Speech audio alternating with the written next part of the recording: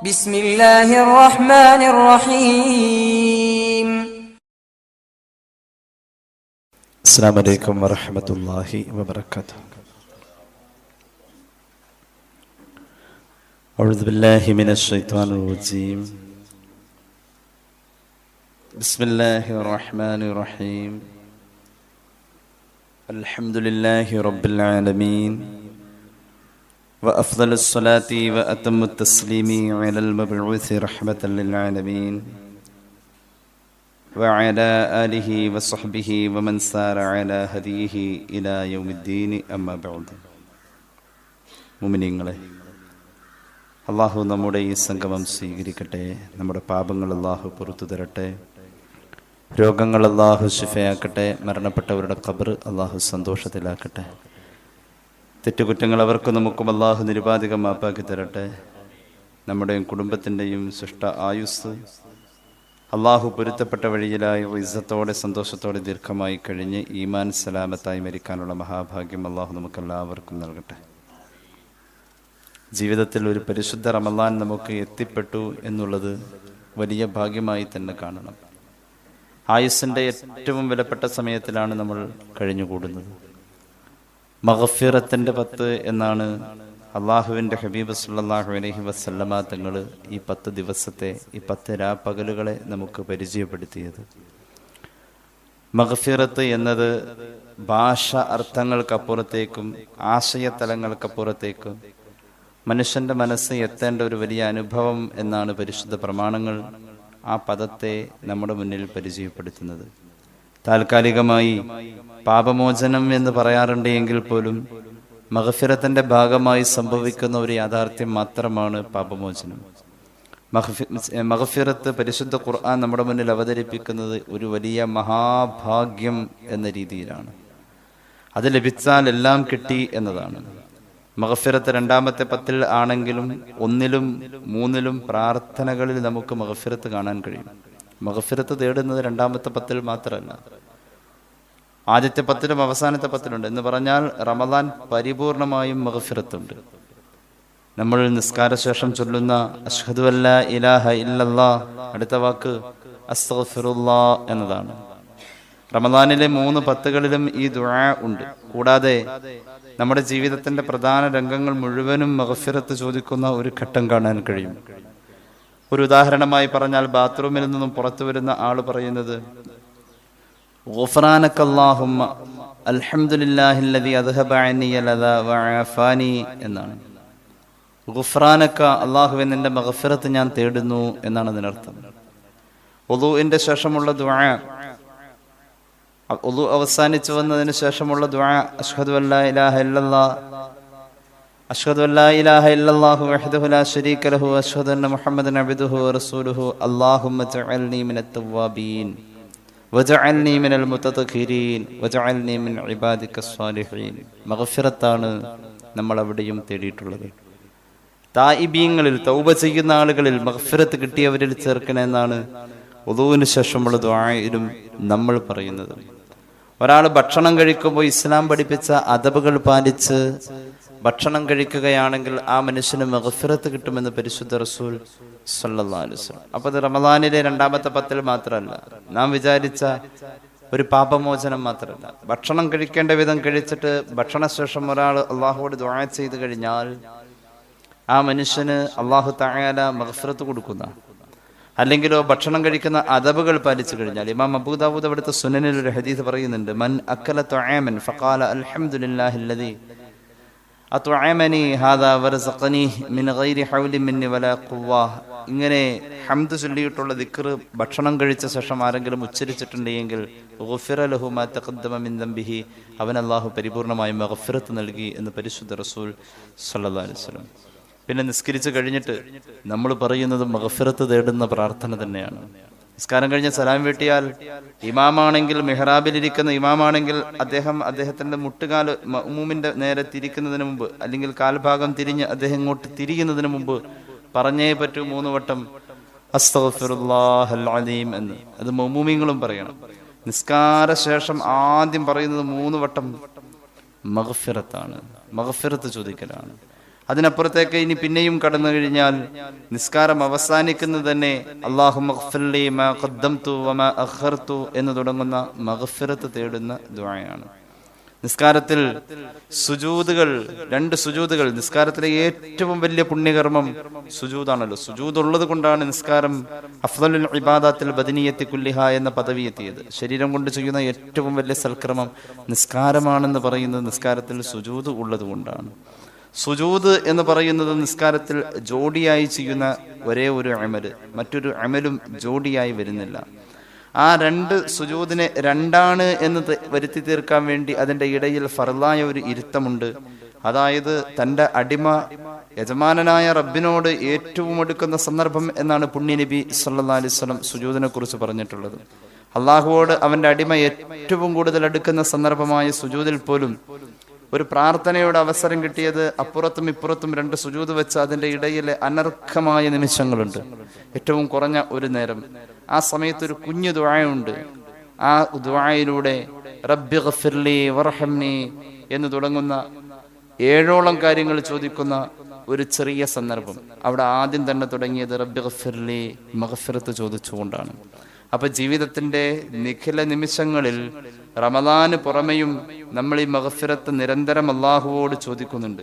അപ്പോ സുജൂദിന്റെ ഇടയിലുള്ള ഇരുത്തമടക്കമുള്ള എല്ലാ മേഖലകളിലും മഗ്ഫിറത്ത് ചോദിക്കുന്നു എന്ന് പറഞ്ഞാൽ, ഒറ്റ വാക്കിൽ പറഞ്ഞാൽ മഗ്ഫിറത്ത് എന്നതിന് പാപമോചനം എന്ന പാപമോചനം എന്നത് അതിന്റെ പല അർത്ഥങ്ങളിൽപ്പെട്ട ഒരർത്ഥം എന്ന് മാത്രമാണ്. മഗ്ഫിറത്ത് അനുഗ്രഹീതമായ ഒരു പദവിയാണ്. ആ പദവി കിട്ടിയാൽ പാപം പൊറുക്കും എന്നത് സ്വാഭാവികം മാത്രമാണ്. അതാണ് അതിന്റെ വസ്തുത. മഗ്ഫിറത്ത് എന്നത് അനുഗ്രഹീതമായ ഒരു പദവി, അത് കിട്ടിയാൽ പാപം പൊറുക്കും എന്നതാണ് അതിന്റെ ഒരു സ്വാഭാവികത. സത്യത്തിൽ മഗ്ഫിറത്ത് എന്നതിനപ്പോ എന്തർത്ഥം നമ്മൾ കൊടുക്കും? മഗ്ഫിറത്ത് എന്ന് പറഞ്ഞാൽ അള്ളാഹു അവന്റെ അടിമയോട് കൊടുക്കുന്ന അള്ളാഹുവിന്റെ തൃപ്തിയും സ്നേഹവും എന്തോ അതിന് പറയാവുന്ന ഒരു വാക്കാണ് മഗ്ഫിറത്ത് എന്ന്. അള്ളാഹു അവന്റെ അടിമയ്ക്ക് കൊടുക്കുന്ന തൃപ്തിയും സ്നേഹവും എന്തോ അതാണ് മഗ്ഫിറത്ത്. അള്ളാഹു പുന്നാരിക്കാണ് അവന്റെ അടിമയെ. ഒരിക്കലും നരകത്തിന്റെ തീച്ചൂളയിലിട്ട് ചുട്ടുകരിക്കാൻ അള്ളാഹുവിന് ആഗ്രഹമില്ല. അള്ളാഹുവിന് ഇഷ്ടം പൂമെത്തയിലിട്ട് പുന്നാരിക്കാനാണ്. എന്തുകൊണ്ടാണ് അവൻ സ്വർഗത്തെ 8 കവാടം കൊണ്ടും നരകത്തെ 7 കവാടം കൊണ്ടും നമ്മുടെ മുന്നിൽ പരിചയപ്പെടുത്തിയത്? ഒരു ചാൻസ് കൂടുതൽ സ്വർഗത്തിലേക്കാണ്. അള്ളാഹു അങ്ങനെ തരട്ടെ. മാത്രവുമല്ല, നന്മകളെ അവൻ ഇരട്ടി എന്ന തോതിലല്ലാതെ സ്വീകരിക്കൂല. ഒരു മനുഷ്യൻ ചെയ്യുന്ന നന്മകൾ ഇരട്ടി എന്ന തോതിലേക്ക് കൺവെർട്ടഡ് ആണ്. എന്നാൽ തിന്മ ചെയ്യുമ്പോൾ അതിന്റെ നോർമൽ ടൈപ്പിൽ തന്നെയാണ് ഇത് പോകുന്നത്. ഒരു തിന്മയെ ഒന്നായി തന്നെയാണ് അള്ളാഹുവിന്റെ മുന്നിൽ പരിഗണിക്കപ്പെടുന്നത്, ഒരു കുറ്റമായി തന്നെ. എന്നാൽ ഒരു നന്മയെ 10 എന്നും അത് പിന്നെ 100 ആണെന്നും ഒരു കാറ്റഗറി. ചില ഹദീസിൽ കാണാം 7, 70, 700, 7000 അങ്ങനെ അങ്ങ് പോകും. ഏതായാലും ഇരട്ടി എന്ന രീതിയിൽ തിന്മയെ പരിഗണിക്കപ്പെടുന്ന ചില അപൂർവ രംഗങ്ങൾ മാത്രമാണ്. അയൽവാസിയോട് വഞ്ചന ചെയ്യുമ്പോൾ, മാതാപിതാക്കളെ എതിർക്കുമ്പോൾ, ഇങ്ങനെയുള്ള സന്ദർഭങ്ങൾ ഒഴിച്ചു നിർത്തിയാൽ തിന്മയെ അള്ളാഹു ഇരട്ടി എന്ന രീതിയിൽ പരിഗണിക്കാത്തത് അള്ളാഹുവിന്റെ കാരുണ്യമാണ്. പരിശുദ്ധ റമദാൻ ഒരാൾക്ക് വരുന്നതിന്റെ മുഖവുരയിൽ റമദാൻ എന്ന 30 നാളിന്റെ മുമ്പ് 60 നാളുകൾ എന്ന പരിശീലനവും അതിനോടനുബന്ധമായുള്ള കർമ്മം ചെയ്യാനുള്ളതായ അതിന്റെ എല്ലാ രീതിയിലുള്ള മാതൃകകളും അള്ളാഹു ഒരു മനുഷ്യന്റെ മുന്നിൽ കൊണ്ടുവന്നു. റമദാനിൽ എന്തെല്ലാം നമുക്ക് തറാവീഹ് നിസ്കാരം പോലെയുള്ള ചുരുക്കം ചില അമലുകൾ ഒഴിച്ചു നിർത്തിയാൽ എന്തെല്ലാം റമദാനിൽ ചെയ്യാനുണ്ട്, അത് മുഴുവനും റജബിലും ഷഅബാനിലും നമുക്ക് ചെയ്യാമായിരുന്നു. റജബും ഷഅബാനും പൂർണ്ണമായും സുന്നത്ത് നോമ്പുകൾ എടുക്കാൻ പറ്റിയ മാസങ്ങളായിരുന്നു. അതുപോലെ തന്നെ ഖുർആൻ പാരായണത്തിന്റെ ഖത്മ് അത് സമാരംഭം കുറിക്കാൻ സ്വഹാബികൾ റജബും ഷഅബാനും തെരഞ്ഞെടുത്തതായി സുഫിയാക്കൾ രേഖപ്പെടുത്തുന്നുണ്ട്. മഹാനായ ഇബ്നു റജബ് തങ്ങൾ അദ്ദേഹത്തിന്റെ ലത്വായിഫുൽ മആരിഫിലും മറ്റും പറയുന്നത്, ഷഅബാൻ മാസത്തിൽ ഒരു സ്വഹാബിയും മുസ്ഹഫിൽ നിന്നും മുഖം പറിച്ചു മാറ്റാൻ പറ്റാത്ത വിധം എല്ലാ സ്വഹാബികളും മുസ്ഹഫിൽ മുഖം കുത്തിക്കിടക്കുകയായിരുന്നു എന്നാണ്. അത്രത്തോളം റജബും ഷഅബാനും നമ്മുടെ മുന്നിൽ 60 അവസരങ്ങൾ തന്നു, റമദാനിന്റെ 30 അവസരങ്ങൾക്ക് മുമ്പായി. എന്നിട്ടും അള്ളാഹു ആ 60 അവസരത്തെ ഉപയോഗിക്കാത്ത ആള് അതിന്റെ ഫൈനൽ സ്റ്റേജിലെത്തിയപ്പോൾ, റമദാനിലെത്തിയപ്പോൾ അള്ളാഹു അവനോട് ദേഷ്യം കാണിക്കല്ല ചെയ്തത്. അള്ളാഹു ആ മനുഷ്യനോട് ഒരിക്കലും വെറുപ്പ് കാണിക്കല്ല ചെയ്തത്. അള്ളാഹു പിന്നെയും കാരുണ്യത്തിന്റെ ഇടപെടലാണ് ആദ്യത്തെ 10 ദിവസത്തിൽ നടത്തിയത്. സന്തോഷിപ്പിക്കുക ചെയ്തത്. എടോ, നിന്റെ റജബും ഷഅബാനും നിനക്ക് നഷ്ടപ്പെട്ടാലും റമദാൻ നിന്റെ മുന്നിലേക്ക് അള്ളാഹു വെച്ചു തന്നത് കരുണയുടെ 10 ദിനങ്ങൾ എന്നാണ്. അതായത് ആകെയുള്ള ഇനി 30 ദിവസത്തിന്റെ അരങ്ങേറ്റ ദിവസങ്ങളായ 30 ദിവസം, 60 നാളുകളുടെ പരിശീലനം കഴിഞ്ഞ് അരങ്ങേറ്റത്തിന്റെ 30 ദിവസം, അതിന്റെ ആദ്യത്തെ 3-ൽ 1 ഭാഗം തന്നെ പിന്നെയും അള്ളാഹു വിട്ടുവീഴ്ചയുടെ 10ആയി നിന്റെ മുന്നിലേക്ക് വെച്ച് നീട്ടിയത് അള്ളാഹുവിന്റെ കരുണയാണ്. അള്ളാഹു കരുണ ചെയ്യട്ടെ. അത് ബോധ്യപ്പെട്ട മനുഷ്യൻ അള്ളാഹു ചെയ്ത കരുണയെ ബോധ്യപ്പെടാൻ 10 ദിവസത്തെ തീഷ്ണമായ പരീക്ഷണം പരിശുദ്ധ റമദാനിന്റെ വ്രതവിശുദ്ധിയോടുകൂടെ, അത് കഴിഞ്ഞിട്ട് ആ 10 ദിവസം ബോധ്യപ്പെട്ടാൽ അവൻ പിന്നെയും ചെന്നു ചേരുന്നത് അതിലേറെ വലിയ കരുണയിലേക്ക്. മർഹമത്ത്, റഹ്മത്ത് എന്നതിനേക്കാളും അപ്പുറത്തേക്ക് ഒരു പടി അപ്പുറത്തേക്ക് കടന്നു നിൽക്കാണ് മഗ്ഫിറത്ത് എന്നത്. കരുണയോടുകൂടെ തന്നെ അള്ളാഹുവിന്റെ ഒരു ചേർത്ത് പിടിക്കൽ കൂടിയാണ് മഗ്ഫിറത്തിൽ കാണാനുള്ളത്. അള്ളാഹു നമുക്ക് തൗഫീഖ് നൽകി അനുഗ്രഹിക്കട്ടെ. അതുകൊണ്ട് സ്വർഗം പോലും അള്ളാഹു ഈ മഗ്ഫിറത്തിന് ശേഷ പറഞ്ഞിട്ടുള്ളത്. സ്വർഗം കിട്ടുക എന്നത് ഒരു വലിയ മഹാഭാഗ്യമാണ്. പക്ഷേ സ്വർഗം കിട്ടുന്നതിന് മുമ്പ് മഗ്ഫിറത്ത് കിട്ടാതെ സ്വർഗമല്ലെന്നാ. സ്വർഗം എവിടെയും ഖുർആൻ പറഞ്ഞിട്ടുള്ളത് മഗ്ഫിറത്തിന്റെ ശേഷയെ പറഞ്ഞിട്ടുള്ളൂ. മഗ്ഫിറത്ത് എന്നത് സ്വർഗം കിട്ടാനുള്ള ഒരു പദവിയാണ് എന്ന് പറഞ്ഞാലും തെറ്റ് കാണുന്നില്ല. അതൊരു പാപമോചനത്തിൽ പരിമിതമല്ല. ഒരു ബേക്കറി വാങ്ങാൻ പോയോടത്ത് ആ ബേക്കറിയിൽ നാം വില കൊടുത്തു വാങ്ങിയ സാധനം എന്തോ അത് കിട്ടുന്നതിനോടനുബന്ധമായി അത് പൊതിഞ്ഞ ഒരു ഷീറ്റ് പേപ്പർ കിട്ടാം, ഒരു പ്ലാസ്റ്റിക്കിന്റെ ചെറിയ കവർ കിട്ടാം, പിന്നെ ആ പേപ്പറിന്റെ മുകളിലൂടെ ആ പൊതി അഴിഞ്ഞു പോകാതെ ചുറ്റിയ ഒരു റബ്ബർ ബാൻഡ് കിട്ടാം. ഒരാൾ ബേക്കറിയിൽ പോയത് ഈ റബ്ബർ ബാൻഡ് കിട്ടാനാണ് എന്ന് ഒരാൾ പറഞ്ഞാൽ, അവൻ ബേക്കറിയിൽ പോയത് ആ റബ്ബർ ബാൻഡ് കിട്ടാൻ വേണ്ടിയാണെന്ന് പറഞ്ഞാൽ റബ്ബർ ബാൻഡ് കിട്ടിയിട്ടുണ്ടോ? കിട്ടിയിട്ടുണ്ട്. യഥാർത്ഥത്തിൽ അങ്ങനെയല്ല. അവൻ ബേക്കറി വാങ്ങിയത് ആ കവർ കിട്ടാൻ വേണ്ടിയാണ് എന്ന് പറഞ്ഞാൽ കിട്ടിയിട്ടുണ്ടോ? കിട്ടിയിട്ടുണ്ട്, ശരിയാണല്ലോ. എന്നാൽ യഥാർത്ഥത്തിൽ അങ്ങനെയല്ല. ഒരാള് മഗ്ഫിറത്ത് അള്ളാഹുവോട് ചോദിച്ചത് പാപം പൊറുക്കാനാണെന്ന് പറഞ്ഞാൽ പാപം പൊറുത്തിട്ടുണ്ടോ? ഉണ്ട്. എന്നാൽ പാപം പൊറുക്കാനാണോ, അതെന്തിനാണെന്ന് അറിയാനാണ് ഇന്ന് നമ്മൾ സംസാരിക്കുന്നത്. അള്ളാഹു ഇൽമിൽ ബറക്കത്ത് നൽകട്ടെ, അമൽ ചെയ്യാൻ തൗഫീഖ് നൽകട്ടെ. യഥാർത്ഥത്തിൽ അള്ളാഹുവിന്റെ കരുണയും സ്നേഹവും തൃപ്തിയും തന്റെ അടിമയിൽ പൊതിയുന്ന ഒരവസ്ഥക്കാണ് മഗ്ഫിറത്ത് എന്ന് പറയാം. അത് കിട്ടിയ പാപം പൊറുക്കൽ അതിന്റെ ഭാഗമായി വന്നിരിക്കും. തുണി കഴുകുന്ന നേരത്ത് തുണിയിലെ ചെളിയും പോകാറുണ്ട്, അതോടൊപ്പം തന്നെ കഴുകുന്ന ആളുടെ കയ്യിലെ ചെളിയും പോവാറുണ്ട്. പല നേട്ടങ്ങൾ അതിനോടനുബന്ധമായി തന്നെ ഉണ്ട്. ആ പരിസരം ഒന്ന് വൃത്തിയാകാറുണ്ട്.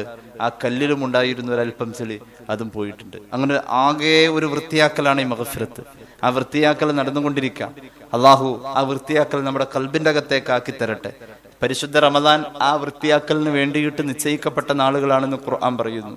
കുത്തിബ അലൈക്കുമുസ് സിയാം കമാ കുത്തിബ അലല്ലദീന മിൻ ഖബ്ലിക്കും ലഅല്ലക്കും തത്തഖൂൻ. കാലം എത്ര കഴിഞ്ഞാലും ഈ വൃത്തിയാക്കൽ ഏത് സമൂഹത്തിലും നോമ്പ് എന്ന ലക്ഷ്യത്തിലൂടെ അള്ളാഹു വെച്ചിരിക്കുന്നത് ഹൃദയത്തിലേക്കാണ്.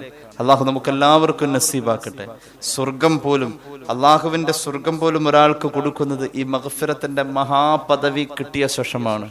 മഗ്ഫിറത്തിന്റെ മഹാപദവി കിട്ടിയാൽ ആ സ്വർഗം കിട്ടും. സ്വർഗത്തിന് പോലും മഗ്ഫിറത്തിന്റെ വിലയുടെ താഴെ വിലയാണ് അള്ളാഹു വെച്ചിരിക്കുന്നത്. നോക്കിക്കോളൂ, പരിശുദ്ധ ഖുർആൻ പറഞ്ഞത് ഈ മഗ്ഫിറത്തിലേക്ക് ഒരു സമയം നിങ്ങൾ നഷ്ടപ്പെടുത്താതെ വേഗം അടുക്കണം എന്നാണ്. ബിസ്മില്ലാഹിർ റഹ്മാനിർ റഹീം. വസാരിഉ ഇലാ മഗ്ഫിറത്തിൻ മിർ റബ്ബിക്കും വജന്നഹ് അർളുഹാ അസ്സമാവാതു വൽ അർദ് ഉഇദ്ദത് ലിൽ മുത്തഖീൻ. സൂറത്ത് ആലി ഇംറാൻ.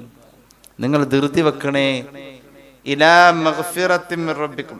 സാരിഉ എന്ന് പറയുന്ന സുർഅത്തും അജ്ലത്തും ഉണ്ട്, രണ്ടും ഉണ്ട്. സാധാരണ ധൃതിക്ക് പറയുന്ന 2 പ്രയോഗങ്ങളാണ്. ഒന്ന് സുർഅ, 2 അജ്ല. അറബികളൊക്കെ പറയും വേഗം ഒരു കാര്യം ചെയ്യാൻ നേരത്ത് എന്താ ജമാലൊക്കെ പറയാ? സുറ സുറ എന്ന് പറയും അല്ലേ? സൂറ എന്നാണ് അവർ പറയുക. സത്യത്തിൽ അത് ശരിക്കും വാക്കെന്താ? സൂറ പാത്തോ ഒന്നും അല്ല, സുർഅയാണ്. സുർഅ എന്ന് പറഞ്ഞാൽ അതിന്റെ ടൈം എത്തിക്കഴിഞ്ഞാൽ വേഗം ആവലിനാണ് സുർഅ എന്ന് പറയാം. സുർഅത്ത്, ഇവിടെ സുർഅത്താണ് പറഞ്ഞത്. ടൈം എത്തിക്കഴിഞ്ഞ് ഇനി നിനക്ക് മരിക്കാൻ ഒരുപാട് നേരമൊന്നുമില്ല, നിന്റെ ടൈം എത്തിക്കഴിഞ്ഞു. അജ്ലത്ത് കാണിക്കാന്ന് പറയും. അതിന് നല്ലൊരു മലയാളം ഞാൻ നോക്കിയിട്ട് കിട്ടിയത് ആക്രാന്തം കാണിക്കാന്ന് പറയും. അത് സമയം ആവണതിന് മുമ്പ് തിരക്ക് കൂട്ടുന്നതിനാണ് അജ്ലത്ത് എന്ന് പറയാം. അജ്ലത്ത് അൽ അജലത്തു മിനശ് ശൈത്താൻ സയ്യിദുനാ റസൂലുള്ളാഹി സ്വല്ലല്ലാഹു അലൈഹി വസല്ലം. അജലത്ത് ശൈത്വാനിയത്താണ്, സുറഅത്ത് മലക്കിയത്താണ്. സാരിഉ, നിങ്ങൾ സുറഅത്ത് കാണിക്കണം. സമയമായിട്ടുണ്ട് കേട്ടോ, വേഗമായിക്കോട്ടെ. സമയമായി കഴിഞ്ഞു, വേഗമാവട്ടെ. ധൃതി കൂട്ടണം, സമയം ഒരുപാട് കഴിഞ്ഞു. എങ്ങോട്ടാ ധൃതി വെക്കേണ്ടത്? ഇനി വേറൊന്നും ചിന്തിക്കല്ലേ. ഇലാ മഗ്ഫിറത്തിൻ മിർ റബ്ബിക്കും, റബ്ബിന്റെ മഗ്ഫിറത്ത് എന്ന പദവി നേടാൻ ഇനി നിന്റെ മുന്നിൽ കുറഞ്ഞ സമയമേ ഉള്ളൂ. സമയം കളയല്ലേ, ധൃതി വെച്ചോളൂ. മഗ്ഫിറത്ത് എന്ന പദവിക്ക് ധൃതി വെക്കേണ്ടത്. അത് ധൃതിയിൽ നിനക്ക് കിട്ടിയാൽ വജന്ന, സ്വാഭാവികമായും സ്വർഗവും നിനക്ക് കിട്ടാം. ഏത് സ്വർഗം? അർളുഹസ്സമാവാതു വൽ അർള് ഉഇദ്ദത് ലിൽ മുത്തഖീൻ. ആകാശവും ഭൂമിയും നിരത്തി വച്ചാലുള്ള വിശാല വിസ്തൃതി, എത്രയോ അതിനപ്പുറത്തേക്ക് വരുന്ന സ്വർഗം. ആ സ്വർഗം കിട്ടാൻ നീ മഗ്ഫിറത്തിലേക്ക് ധൃതി വെച്ചേ പറ്റൂ എന്ന് പരിശുദ്ധ ഖുർആൻ. മഗ്ഫിറത്തിന് ശേഷമാണ് സ്വർഗം പറഞ്ഞിട്ടുള്ളത്. ഞാൻ ഓതിയ ആയത്ത് ആലു ഇമ്രാനിന്റെ 136. കുറച്ചുകൂടി താഴേക്ക് വരുമ്പോ പിന്നെയും കാണാം സൂറത്ത് ആലു ഇമ്രാനിന്റെ 131 136 ആയത്ത് കേട്ടോളൂ. ഉലൈക ജസാഉഹും മഗ്ഫിറത്തും മിർ റബ്ബിഹിം വജന്നാതുൻ തജ്രി മിൻ തഹ്തിഹൽ അൻഹാർ ഖാലിദീന ഫീഹാ വനിഅമ അജ്റുൽ ആമിലീൻ. സ്വർഗം കിട്ടുന്നവരെ കുറിച്ചാണ് ഇപ്പൊ പറഞ്ഞത്. ആരാണ് സ്വർഗം കിട്ടുന്നവരെന്നറിയുമോ? ഉലൈക ജസാഉഹും, അവർക്ക് കൂലിയായി നിശ്ചയിച്ചത് മഗ്ഫിറത്തും മിർ റബ്ബിഹിം, മഗ്ഫിറത്ത് കൂലിയായി കിട്ടിയപ്പോൾ വജന്നാത്ത്, സ്വർഗത്തിന്റെ എല്ലാ തോട്ടങ്ങളും അവർക്ക് കിട്ടി. അല്ലാഹു തൗഫീഖ് നൽകട്ടെ. അങ്ങനെ എവിടെയും ഖുർആൻ മഗ്ഫിറത്തിന് ശേഷമാണ് സ്വർഗം പറഞ്ഞിട്ടുള്ളൂ. ഫല്ലദീന ആമനൂ വഅമിലുസ് സ്വാലിഹാത്ത് ലഹും മഗ്ഫിറത്തും വറിസ്ഖുൻ കരീം. അമലുസ് സാലിഹാത്ത് ചെയ്ത മുഅ്മിനീങ്ങൾ, അല്ലാഹു നമ്മുടെ അമലൊക്കെ സ്വാലിഹത്താക്കട്ടെ. അമലുസ് സാലിഹാത്ത് ചെയ്ത മുഅ്മിനീങ്ങൾ, അവർക്ക് അല്ലാഹു കൊടുക്കുന്നത് ലഹും മഗ്ഫിറ, സ്വർഗം കൊടുക്കാന്ന് പിന്നെ പറഞ്ഞത്. ലഹും മഗ്ഫിറ, അല്ലാഹു മഗ്ഫിറത്താ നൽകുക. വറിസ്ഖുൻ കരീം, മാന്യമായ ഒരു സുഖജീവിതം സ്വർഗത്തിലും അവൻ നൽകും എന്ന് അതിന് ശേഷാ പറഞ്ഞത്. മഗ്ഫിറത്താണ് ആദ്യം കിട്ടുക. അപ്പൊ ഇനി അല്ലാഹുമ്മ ഗ്ഫിർലി ദുനൂബി പറയുമ്പോഴും അസ്തഗ്ഫിറുല്ലാഹൽ അലീം എന്ന് പറയുമ്പോഴും ഇത് പാപം പൊറുക്കുന്ന പരിപാടി മാത്രമല്ലേ, അതിൻ്റെ അകത്ത് വേറെ കുറേ കാര്യങ്ങളുണ്ട്. ഒരു വലിയ അർത്ഥം അതിൻ്റെ ഉള്ളിലുണ്ട്. അതിലേക്ക് നമ്മുടെ മനസ്സൊന്ന് എത്തിയാൽ നമ്മൾ ധന്യരാണ്. അല്ലാഹു തൗഫീഖ് നൽകട്ടെ. സ്വർഗം മഗ്ഫിറത്തിന് ശേഷം ഖുർആന്റെ ആയത്ത് ഇങ്ങനെ കിടക്കല്ലേ. الذين كفروا لهم عذاب شديد والذين آمنوا وعملوا الصالحات لهم مغفرة وأجر كبير. വലിയ പ്രതിഫലം എന്ന സ്വർഗം, അതിനു മുമ്പ് മഗ്ഫിറത്ത് ഉണ്ട് എന്ന് ഖുർആൻ പിന്നെയും പറഞ്ഞു സൂറത്തുൽ ഫാത്തിർ. وعد الله الذين آمنوا وعملوا الصالحات منهم مغفرة وأجرا عظيما. എവിടെയും മഗ്ഫിറത്താണ്. സൂറത്തുൽ ഫത്ഹ് ഉലൈക الذين امتحن الله قلوبهم للتقوى لهم مغفرة وأجر عظيم. അല്ലാഹു ഖൽബ് നന്നാക്കിയാൽ പിന്നെ കിട്ടുന്നത് മഗ്ഫിറത്താണ്. അല്ലാഹു തരട്ടെ. ഇന്നല്ലദീന യഖ്ശൗന റബ്ബഹും ബിൽ ഗൈബി ലഹും മഗ്ഫിറത്തുൻ വഅജ്റുൻ കബീർ. മിക്കവാറും രാത്രി ഓതുന്ന ഒരു ആയത്താണിത്. ഇതേത് സൂറത്തിലാണെന്ന് അറിയോ? ഇപ്പൊ ഓതിയ ആയത്ത് ഇന്നല്ലദീന യഖ്ശൗന റബ്ബഹും ബിൽ ഗൈബി ലഹും മഗ്ഫിറത്തുൻ വഅജ്റുൻ കബീർ. ഒരു പക്ഷേ നമ്മളിത് പറയും. ഒന്നും കൂടി ചോദിച്ചു കഴിഞ്ഞാൽ സൂറത്തുൽ മുൽക്ക്. അവിടെയും പറഞ്ഞത് അള്ളാഹുവിനെ ഭയന്ന് ജീവിക്കുന്ന ആളുകൾ, അള്ളാഹുവിനെ ഇരുട്ടിലും വെളിച്ചത്തിലും ഒരുപോലെ ഭയക്കുന്ന ആളുകൾ, അവർക്ക് കിട്ടുന്നതായ പ്രതിഫലം ലഹും മഗ്ഫിറ. മഗ്ഫിറത്ത് എന്ന പദവി അത് കിട്ടിയവരാണ്. അവരങ്ങോട്ട് മാറ്റിയിരുന്നു. ഇനി മഗ്ഫിറത്തിനേക്കാളും കുറച്ചും കൂടി അപ്പുറത്തേക്ക് കടന്ന ഒരു ഓഫർ ഉണ്ട് റമദാനിൽ. അത് 3-ാമത്തെ 10-ലാണ്. അത് അഫ്വാണ്. അഫ്വ് എന്ന് പറഞ്ഞാൽ മഗ്ഫിറത്തിൽ മായാത്ത ചില അടയാളങ്ങളുണ്ട്. ദഅഫിൽ മാഞ്ഞു പോകും. ഇപ്പൊ എന്റെ കയ്യിലൊരു മുറിവുണ്ട്, ഇത് പണ്ട് പിച്ചാത്തി കൊണ്ടതാണെന്ന് പറയാം. പക്ഷേ മുറിവ് ഉണങ്ങി, കൈ പഴയ പോലെയായി, എന്നാലും അടയാളം അവിടെ ഉണ്ട്. ഒരു പാപം ചെയ്തവൻ പാപം ചെയ്തു എന്ന അടയാളം അവന്റെ ശരീരത്തിലുണ്ടാവും. അങ്ങനെയുണ്ട്. പാപം ചെയ്തവൻ പാപം ചെയ്തു എന്ന അടയാളം അവന്റെ ശരീരത്തിലുണ്ട്. ഞങ്ങളുടെ നാട്ടിലൊക്കെ പ്ലൈവുഡ് കമ്പനിയൊക്കെ ഉണ്ട്. അവിടെ തടി തള്ളിക്കൊടുക്കുന്ന ആള് വയറ് നല്ല ടൈറ്റ് വയറായിരിക്കും ആളുടെ. എന്തുകൊണ്ട്? അവനിങ്ങനെ തടി തള്ളി കൊടുക്കുമ്പോൾ അവന്റെ വയറിന് നല്ലൊരു വ്യായാമം കിട്ടുന്നുണ്ട്. കുറെ നാള് അവൻ പണിയില്ലാതെ കയറിയിരുന്നാലും അവന്റെ കൈ നോക്കിയാലും ഒരു പക്ഷെ വയറിലൊന്ന് നോക്കിയാലും ആ പഴയത് എന്തെങ്കിലും ഒരു അടയാളം. പണ്ടത്തെ ചുമട്ട് തൊഴിലാളികൾക്ക് നേരത്തെ പല്ല് പൊഴിയുമെന്ന് പറയുന്നത് കേട്ടിട്ടുണ്ട്. എന്തുകൊണ്ട്? ആ പഴയ അടയാളം, ആ ശരീരത്തിൽ തീർത്തതായ ഒരു കെടുതി. പഴയ ലൈലാൻഡ് ലോറി ഡീവണ്ടി ഓടിച്ച ആൾക്ക് നെഞ്ചുവേദനയും ശ്വാസം മുട്ടും ഭാവിയിൽ വരാൻ സാധ്യതയുണ്ട്. എന്തുകൊണ്ട്? പവർ സ്റ്റിയറിംഗ് അല്ല, അതിങ്ങനെ പിടിച്ച് വലിച്ച് വളച്ച് എടുത്തതിന്റെ പേരിലുണ്ടെന്ന് പറയാറുണ്ട്. ആ പഴയ തൊഴിലിന്റെ ഒരു അടയാളം ആ ശരീരത്തിൽ ഒരു പക്ഷെ കാണാം. അങ്ങനെ നമ്മൾ ചെയ്ത പഴയ പാപങ്ങളുടെ ഒരു ചെറിയ അടയാളമുണ്ട്. ആ അടയാളം കൂടി മായ്ക്കണ പരിപാടിക്കാണ് അഫ്വ് എന്ന് പറയാ. റമദാനിന്റെ അവസാനത്തെ 10 അല്ലാഹുമ്മ ഇന്നക അഫൂൻ തുഹിബ്ബുൽ അഫ്വ, പടച്ചവനെ അങ്ങനെ മാച്ച് കളയുന്നതാ നിനക്ക് ഇഷ്ടമെന്ന് എനിക്കറിയാം. അത് മാച്ച് കളയലിന്റെ സ്പെഷ്യലാണ് നീ എന്ന് എനിക്കറിയാം. ഫഅഫു അന്നി, എന്റേത് അങ്ങനത്തതൊക്കെ മാക്കണേ. അങ്ങനെ ദ്വാരക്കാനാ പറഞ്ഞത് അവസാനത്തെ 10. അപ്പൊ ഇത് അനിഷേധ്യമായി അടിമക്ക് ചെയ്യാൻ അള്ളാഹു താല്പര്യപ്പെട്ടിരിക്കുന്ന പരിപാടിയാ. മഗ്ഫിറത്തായാലും അഫ്വായാലും അള്ളാഹു നമുക്ക് തരട്ടെ. അള്ളാഹു നമുക്ക് തരട്ടെ. എന്റെ പ്രിയമുള്ളവരെ, അള്ളാഹുവിന്റെ ഖുർആൻ നമ്മുടെ മുന്നിൽ പറയുന്നുണ്ട്, നമ്മൾ എത്ര പാപം ചെയ്താലും അള്ളാഹുവിന് ഇഷ്ടം നമുക്ക് പുറത്തു തരാനാ. والذين إذا فعلوا فاحشة أو ظلموا أنفسهم ذكروا الله فاستغفروا لذنوبهم ومن يغفر الذنوب إلا الله ولم يصروا على ما فعلوا وهم يعلمون. തെറ്റ് ചെയ്തവരെ, തെറ്റുകളെ കുറിച്ച് ആലോചിച്ചിട്ടുണ്ടോ?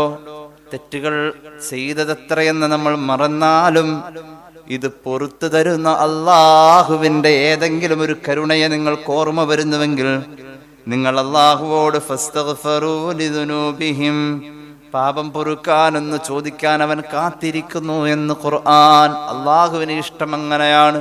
അള്ളാഹു അതിനു വേണ്ടി കാത്തിരിക്കുകയാ. പാപം പൊറുക്ക എന്നതിലൂടെ ഈ പദം ഉച്ചരിക്ക വഴി അതിന് വേറെയും ലക്ഷ്യമുണ്ട്. പാപം പൊറുക്കുന്ന പോലെ അത് മുഴുവനും നീ എനിക്ക് തരണേ ഒന്ന് തോന്നല് നമ്മുടെ ഉള്ളിലുണ്ടാവാനായി മഗ്ഫിറത്തിനെ കുറിച്ച് ഇത്രയും പറഞ്ഞത് അള്ളാഹു നസീബാക്കട്ടെ. ഒരു തെറ്റും ചെയ്യാത്ത മനുഷ്യനും ഈ മഗ്ഫിറത്താ ചോദിച്ചത്. അപ്പൊ യഥാർത്ഥത്തിൽ ഇത് പാപം പൊറുക്കലല്ല. പാപം പൊറുക്കൽ അതിലൂടെ കിട്ടും എന്നുള്ളത് ഉറപ്പാണ്. തെറ്റ് ചെയ്യാത്തവരും ചോദിച്ചത് ഈ മഗ്ഫിറത്ത് തന്നെയാണ്. صحيح مسلم أن رسول الله صلى الله عليه وسلم قال إنه ليغان على قلبي وإني لاستغفر الله في اليوم 100 مرة نبينا رسول الله. ഒരു പാപവും ചെയ്തില്ല, എന്നിട്ടും ഒരു ദിവസം ഞാൻ അള്ളാഹുവിന്റെ മുന്നിൽ മഗ്ഫിറത്ത് ചോദിച്ചത് 100 വട്ടം മുടങ്ങിയിട്ടില്ലെന്ന് സയ്യിദുനാ റസൂലുള്ളാഹി. ഒരു പാപവും ചെയ്തിട്ടില്ല. നമ്മളിവിടെ ഇരിക്കും, ഈ ക്ലാസ്സിൽ ശ്രദ്ധിക്കുന്നവരാണ് നിങ്ങളെന്ന് ഞാൻ പറയുന്നു. എന്നാലും ചിലർ ഓർക്കും ഇത് കഴിഞ്ഞിട്ട് നമുക്ക് അവിടെ പോകാനുണ്ട്, അല്ലെ? ഇടക്കത് കയറി ഒന്ന് മനസ്സിലായി. ഇൽമിന്റെ മജ്ലിസിന് കിട്ടുന്ന എല്ലാ ആനുകൂല്യങ്ങളും അല്ലാഹു നമുക്ക് തരട്ടെ. അപ്പൊ അങ്ങനെ നമ്മുടെ ഉള്ളില് അങ്ങോട്ടും ഇങ്ങോട്ടൊക്കെ എന്തെങ്കിലുമൊക്കെ കയറി ഇറങ്ങിയൊക്കെ വരാറുണ്ട്. റസൂലുള്ളാഹിനെ സംബന്ധിച്ചിടത്തോളം സല്ലല്ലാഹു അലൈഹി വസല്ലം ജനിച്ച് വഫാത്താകുന്നവരെ ഉള്ളിന്റെ ഉള്ളിലുള്ള ചിന്ത മുഴുവനും അല്ല എന്ന ചിന്തയാണ്. അതല്ലാത്ത വേറൊരു ചിന്ത ജനിച്ച് വഫാത്താകുന്നതിന്റെ ഇടയിൽ ഉണ്ടായിട്ടില്ല എന്നുള്ളതാണ്. എന്നാലും മറ്റു പല സംസാരങ്ങളും വർത്താനങ്ങളും ചിന്തകളൊക്കെ വരാതിരിക്കില്ലല്ലോ. അതൊക്കെ ചിന്തിച്ചും വർത്താനം പറഞ്ഞൊക്കെ ഉണ്ടായാലേ മനുഷ്യരുടെ ഇടയിൽ ജീവിക്കാൻ പറ്റുള്ളൂ. മഹാനായ യഹ്യ നബിയെ കുറിച്ച് പറയുന്നത്, മറ്റുള്ള അമ്പിയാക്കളെക്കാൾ ഏറ്റവും കൂടുതൽ ഹിസാബ് എളുപ്പമാകുന്ന മനുഷ്യനാണ് മഹാനായ യഹ്യ നബി അലൈഹിസ്സലാം എന്ന് ഇമാം ഗസാലിയുടെ മുകാശഫയിൽ പറയുന്നുണ്ട്. കാരണം എന്തെന്ന് വെച്ചാൽ മഹാനവറുകൾക്ക് അവിടുത്തെ കൽബില് അല്ല എന്ന ചിന്ത തൊർഫത്ത് ഐൻ ടൈം മാറിയിട്ടില്ല. തൊർഫത്ത് ഐൻ എന്ന് പറഞ്ഞാൽ കണ്ണ് ചിമ്മുന്ന ടൈം. കണ്ണ് ചിമ്മുന്ന ടൈം പോലും അല്ലാഹ് എന്ന ചിന്ത മനസ്സിൽ നിന്ന് പോയിട്ടില്ല. നമുക്ക് അല്ലാഹ് എന്ന ചിന്ത ഈ അടുത്ത കാലത്ത് ഏറ്റവും കൂടുതൽ വന്നത് കൊറോണ ടെസ്റ്റ് പോസിറ്റീവ് ആണെന്ന് അറിയാൻ വേണ്ടി ഇങ്ങനെ കാത്തിരിക്കുമ്പോൾ അല്ലാഹ് പഠിച്ചോനെ അല്ലെ, ആ നേരത്തെ റിസൾട്ട് നെഗറ്റീവ് ആണെന്ന് പറയുമ്പോൾ അതോട് പോയി ഒരു അൽഹംദുലില്ലാഹ് പറഞ്ഞാൽ അത് ഒഴിവാക്കി വിട്ടു. അതുവരെ എന്താവും എന്ന ബഹിഷ്കരണത്തിന്റെ സമയത്താണ് അല്ലാഹ് എന്നുള്ള ചിന്ത ഏറ്റവും കൂടുതൽ പെട്ടെന്ന് മനസ്സിനെ കീഴടക്കി ഇങ്ങനെ നിൽക്കുക. അല്ലാഹ് പഠിച്ചവനെ എന്താവും, അങ്ങനെയായിരുന്നു. എന്നാ യഹ്യാ നബിക്ക് ഈ ചിന്ത മനസ്സിൽ നിന്ന് പോയിട്ടില്ല. ഈസ നബി പോലും അത്ഭുതപ്പെട്ടു പോയിട്ടുണ്ട്. ഇമാം ഗസാലി രേഖപ്പെടുത്താണ് ഈ മനുഷ്യൻ എന്താ ഇങ്ങനെ എന്നുള്ളത്. തൊർഫത്ത് കഴിയുന്നു. ഖുർആൻ പറഞ്ഞത് ആ മനുഷ്യന് 3-ാമത്തെ വയസ്സില് നുബുവത്തിന്റെ പക്വത അല്ലാഹു നൽകിന സൂറത്ത് മറിയം. 2-ാമത്തെ വയസ്സിൽ മഹാനവറുകൾ തൗറാത്ത് എടുത്ത് വെച്ച് വഅദ് പറഞ്ഞു. അത്രയും വലിയ ഒരു മഹാനാണ് യഹ്യാ നബി അലൈഹിസ്സലാം. യാ യഹ്യാ ഖുദിൽ കിതാബ ബിഖുവ എന്നാണ് ഖുർആൻ പറഞ്ഞത്. തൗറാത്ത് എടുത്ത് വെച്ചിട്ട് വലിയ വലിയ പ്രവാചകന്മാർ നടത്തിയ പ്രബോധനത്തിന്റെ അതേ വയലു തന്നെ അങ്ങ് പറയണം. വയസ്സ് 2 റസൂലുള്ളാഹി സ്വല്ലല്ലാഹു അലൈഹി വസല്ലം തങ്ങളെ സംബന്ധിച്ചിടത്തോളം ദുനിയാവിൽ ജീവിച്ച കാലം മുഴുവനും ഒരു സെക്കൻഡിലും അല്ലാഹു എന്ന ചിന്ത ഹൃദയത്തിൽ നിന്ന് പോയിട്ടില്ല. എന്നാലും മനുഷ്യരല്ലേ, മനുഷ്യരുടെ ഇടയിൽ ജീവിക്കുന്നതല്ലേ, ഒരല്പം അങ്ങും ഇങ്ങും എന്തെങ്കിലുമൊക്കെ ചിന്തിച്ചിട്ടുണ്ടാവും. അതിന് പറയുന്നതാണ് അൽ ഗൈൻ എന്ന് പറയും. അങ്ങനെയുള്ള സ്വാഭാവികമായി ഉണ്ടാകുന്ന ഒരു ചെറിയ അശ്രദ്ധ, അത് വന്നതിന്റെ പേരിലാണ് മുഹമ്മദ് റസൂൽ സല്ലല്ലാഹു അലൈഹി വസല്ലം തങ്ങള് തെറ്റല്ലാട്ടോ അത് ചില സമയത്ത് ആ ചിന്ത കൂലിയുള്ളതാ. ഇപ്പൊ നമ്മളിവിടെ നിന്ന് ചിന്തിക്കാണ് ഈ പ്രാവശ്യത്തെ നോമ്പ് തറ 1 ദിവസമല്ല 2 ദിവസം കൂടി നടത്താം, എന്താ ഇപ്പൊ കുഴപ്പമൊന്നുമില്ലല്ലോ, റാഹത്താണ്. ആ ഒരു ചിന്തയാണ് ഇതിന്റെ ഇടയിൽ വന്നാൽ ആ ചിന്തക്ക് എന്തുണ്ട്, കൂലിയുണ്ട്. പക്ഷെ അതിന്റെ ഇടയിൽ വന്നു എന്ന നിലക്ക് അതിന് അറബിയിൽ അൽ ഗൈൻ എന്ന് പറയാം. നിബിതങ്ങൾക്ക് അൽ ഗൈൻ എന്ന ചിന്തയാണ് ഉണ്ടായിട്ടുള്ളൂ. ആ സന്ദർഭത്തിൽ ഇമാം നബവി അവിടുത്തെ ശറഹ് മുസ്ലിമിൽ ഇത് ക്ലിയർ ആയിട്ട് പറയുന്നുണ്ട്. ആ സന്ദർഭത്തിൽ പോലും അതിനു വേണ്ടിയിട്ടാണ് മുത്തുനബി സല്ലല്ലാഹു അലൈഹി വസല്ലം തങ്ങള് അസ്തഗ്ഫിറുല്ലാഹൽ അദീം എന്നത്. നമ്മുടെ മാതിരി അല്ല അസ്തഗ്ഫിറുല്ലാഹൽ അദീം, അസ്തഗ്ഫിറുല്ലാഹൽ അദീം. എവിടേക്ക് പോകും ആ മനസ്സ്? അങ്ങനെയാണ് നിസ്കാരം കഴിഞ്ഞിട്ട് ഒരു മനുഷ്യൻ അസ്തഗ്ഫിറുല്ലാഹൽ അദീം പറയുന്നുണ്ട് 3 വട്ടം. എന്താണ് അതിന്റെ കടുപ്പമെന്നറിയോ? അത് 3 രീതിയിൽ നമ്മൾ മനസ്സിൽ തട്ടി തന്നെ ചെയ്യണം. അത് ഒറ്റ വചനം പോലെ അങ്ങനെ അങ്ങനെയല്ല, ഗൗരവമേറിയ 3 പ്രയോഗങ്ങളാണ് ആ 3 ദിക്റുകൾ. എന്തുകൊണ്ടാണെന്നറിയുമോ? ഈ നിസ്കാരത്തിൽ എന്തെങ്കിലും കുറവ് വന്നിട്ടുണ്ടെങ്കിൽ അല്ലാഹുവേ എന്റെ മനസ്സ് നിസ്കാരത്തിലുണ്ടായിട്ടില്ല, ആ നിസ്കാരത്തിന്റെ അകത്ത് ഇല്ലാതിരുന്നതിനെ പുറത്തു വന്ന് പരിഹരിക്കാൻ വേണ്ടിയായി 3 അസ്തഗ്ഫിറുല്ലാഹൽ അലീം എന്ന ദിക്ർ പറയലെന്ന് സയ്യിദുനാ റസൂലുള്ളാഹി. അല്ലാഹുവിന്റെ ഹബീബിന്റെ മുന്നിൽ ഒരു സ്വഹാബി വന്നിട്ട് പറഞ്ഞു, നബിയേ നിസ്കരിക്കുമ്പോൾ മറ്റു ചിന്ത വരുന്നു. അലി റളിയല്ലാഹു അൻഹു ഉണ്ട് ആ സദസ്സിൽ. എന്തോന്ന് ചോദ്യമാണ് ഈ മനുഷ്യൻ വന്ന് ചോദിക്കുന്നത്? റസൂലുള്ളാഹിനോട് ചോദിക്കാൻ പറ്റിയ ചോദ്യമാണ്. എന്ത്? അപ്പൊ അലി റളിയല്ലാഹു അൻഹു പറയാണ്, ആർക്കെങ്കിലും നിസ്കാരത്തിൽ മറ്റു ചിന്ത വരൂ? അലി റളിയല്ലാഹു അൻഹു തന്റെ നിസ്കാരത്തെ കുറിച്ച് മറ്റൊരിടത്ത് അവതരിപ്പിക്കുന്നത്, സിറാത്ത് എന്ന പാലത്തിന്റെ മുകളിൽ നിൽക്കുന്ന ഒരാൾക്ക് അടിയിൽ നിന്നും ചൂടടിച്ചാൽ എങ്ങനെയോ ആ ഒരു അവസ്ഥയിൽ ഈ നിസ്കാരം കൊണ്ട് നന്നായിട്ട് വേണം എനിക്ക് അപ്പുറത്തേക്ക് കിടക്കാൻ, അങ്ങനെ ഓർത്താൻ ഞാൻ കൈ കെട്ടിക്കഴിഞ്ഞാൽ എന്റെ ചിന്ത എന്ന് സയ്യിദുനാ അലി. ആ ആളാണ് പറയുന്നത്, നിസ്കരിക്കാൻ നിൽക്കുമ്പോ മറ്റു ചിന്ത വരുന്നു എന്ന് പറയാൻ ഇയാൾക്ക് നാണമില്ല. അങ്ങനെ ആരെങ്കിലും പറ്റുമോ? പതുക്കെ പറഞ്ഞത് റസൂലുള്ള കേട്ടു. പറഞ്ഞു, അലിയെ പോയി ഒളു എടുത്ത് വന്നേ, 2 റക്അത്ത് അങ്ങോട്ട് നിസ്കരിക്ക. നിസ്കാരത്തില് മറ്റു ചിന്തകൾ വരുന്നില്ല എന്നത് എങ്ങനെ ഒന്നൊന്ന് കാണിച്ചു കൊടുക്കാൻ പറഞ്ഞു. ആ സ്വഹാബിയോട് പറഞ്ഞു, ഒന്ന് കാത്തിരിക്കണേ, മറ്റു ചിന്ത വരാത്തത് എങ്ങനെ അങ്ങനെ നിസ്കരിക്കാൻ പറ്റുമെന്ന് അലി കാണിച്ചു തരും. അലി റളിയല്ലാഹു അൻഹു ഒളു എടുത്ത് വന്നപ്പോ പറഞ്ഞു, നന്നായിട്ട് നിസ്കരിച്ചോ, ഇത് നന്നായിട്ട് മറ്റു ചിന്ത വരാതെ നിസ്കരിച്ച് പൂർത്തീകരിക്ക എന്ന ഈ ടാസ്ക് അലി പൂർത്തിയാക്കി കഴിഞ്ഞാൽ ഞാൻ എന്റെ ഒരു പുതപ്പ് തരാം, എന്റെ ഒരു പുതപ്പ് ഞാൻ അലിക്ക് തരാം എന്ന് പറഞ്ഞു. സന്തോഷായി. മഹാനായ അലി റളിയല്ലാഹു അൻഹു നിസ്കരിക്കാൻ കൈ കെട്ടി. 1-ാമത്തെ റക്അത്തിൽ ഫാത്തിഹ സൂറത്തൊക്കെ കഴിഞ്ഞ് സുജൂദ് കഴിഞ്ഞ് 2-ാമത്തെ റക്അത്തിൽ വന്നപ്പോൾ ആഗ്രഹിച്ചു പോയി, പടച്ച റബ്ബേ റസൂലുള്ളാഹിക്ക് 2 പുതപ്പുണ്ട്, ആ കൊണ്ടുവന്ന നജറാനിലെ പുതപ്പ് എനിക്ക് തന്നിരുന്നുവെങ്കിൽ അതാണെങ്കിൽ കാണാൻ നല്ല ഭംഗിയുള്ള പുതപ്പ്, പടച്ചോനെ അതായിരിക്കുമോ കിട്ടാ സയ്യിദുനാ അലി. നിസ്കാരം കഴിഞ്ഞപ്പോ ആ പുതപ്പന്നെ അങ്ങ് കൊടുത്തു. അതാണല്ലോ മൂപ്പര് ആഗ്രഹിച്ചത്. നിസ്കാരം കഴിഞ്ഞപ്പോ ആ പുതപ്പ് തന്നെ കൊടുത്തു. അതാണല്ലോ മൂപ്പര് ആഗ്രഹിച്ചത്. എന്നിട്ട് എല്ലാരോടും പറഞ്ഞു, മനുഷ്യന്റെ മനസ്സാ അങ്ങും ഇങ്ങും ഓടിക്കളിക്കുന്ന മനസ്സാ. നിസ്കാരത്തിൽ അങ്ങനെ മനസ്സ് ഓടിക്കളിക്കുന്നോടത്ത് പരിഹാരമാണ്. നിസ്കാരത്തിൽ പുതപ്പിന്റെ ചിന്തയായാലും, ഗൾഫിൽ പോകേണ്ട ചിന്തയാണെങ്കിലും, വാഹനം വാങ്ങിയതിന്റെ ചിന്തയായാലും, കറിയിൽ ഉപ്പ് കൂടുതലായോ എന്ന ചിന്തയായാലും, ഏത് ചിന്തയായാലും മനുഷ്യന്റെ മനസ്സാ വന്നു പോകാം.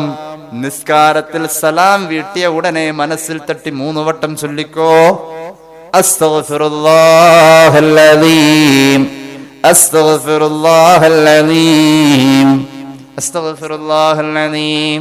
ആ മനുഷ്യനത് 100 എണ്ണം ചൊല്ലിയത് 100 അർത്ഥത്തിലാണ്. ആ മനസ്സിന് 100 യാത്രകളായിരുന്നു. ആ മനസ്സ് അള്ളാഹുവിലേക്ക് ചേക്കേറിയതാ 100 വട്ടവും ആനന്ദത്തിലായിരുന്നു. അതൊരു ലഹരിയായിരുന്നു സയ്യിദുനാ റസൂലുള്ളാഹി. അതുകൊണ്ട് മഗ്ഫിറത്തിലൂടെ നമുക്ക് കിട്ടുന്നത് ഈ ഒരു ആനന്ദ. ഇത് അള്ളാഹു പാപം പൊറുക്കൽ മാത്രമല്ല തരുന്നത്, ഇതിൽ ഒരുപാട് കാര്യങ്ങളുണ്ട്.